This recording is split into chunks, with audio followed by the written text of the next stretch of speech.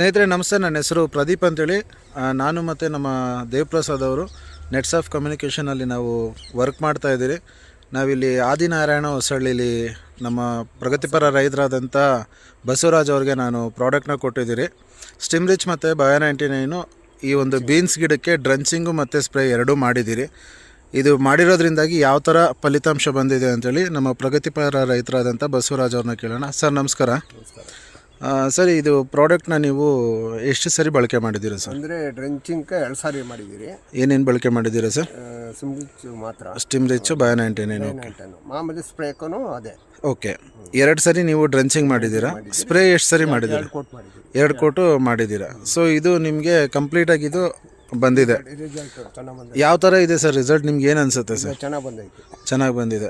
ಇದರಲ್ಲಿ branches open ಆಗಿದ್ದು ಮತ್ತು ಫ್ಲವರ್ ಸೆಟ್ಟಿಂಗ್ಸ್ ಎಲ್ಲ ನಿಮ್ಗೆ ಯಾವ ಥರ ಆಗ್ತಾ ಇದೆ? ಸಿಕ್ಕಾಪಟ್ಟೆ ಬ್ರಾಂಚಸ್ ಓಪನ್ ಆಗಿದೆ, ಫ್ಲವರು ಓಪನ್ ಆಗಿದೆ. ಓಕೆ, ಒಂದ್ಸರಿ ನೋಡೋಣ ಸರ್ ಗಿಡಗಳನ್ನ.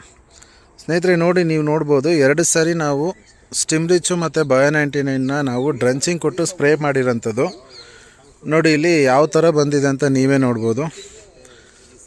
ಬ್ರಾಂಚಸ್ ಓಪನ್ ಆಗಿರೋದು ಮತ್ತು ಗಿಡದ ಎಲೆಗಳನ್ನು ನೀವು ನೋಡ್ಬೋದು ಯಾವ ರೀತಿಯಾಗಿದೆ ಅಂಥೇಳಿ. ಇದು ಬೀನ್ಸ್ ಗಿಡ ಆಗಿದೆ. ಸೊ ತುಂಬ ಚೆನ್ನಾಗಿ ಬಂದಿದೆ. ಫ್ಲವರಿಂಗ್ ಸೆಟ್ಟಿಂಗ್ಸ್ ಎಲ್ಲ ತುಂಬ ಚೆನ್ನಾಗಾಗಿದೆ. ಎಲ್ಲರೂ ಕೂಡ ಈ ಪ್ರಾಡಕ್ಟ್ನ ಬಳಕೆ ಮಾಡಿ ಅಂತ ಹೇಳ್ತಾ ಈ ಒಂದು ವಿಡಿಯೋನ ಮುಗಿಸ್ತೀನಿ. ಧನ್ಯವಾದಗಳು.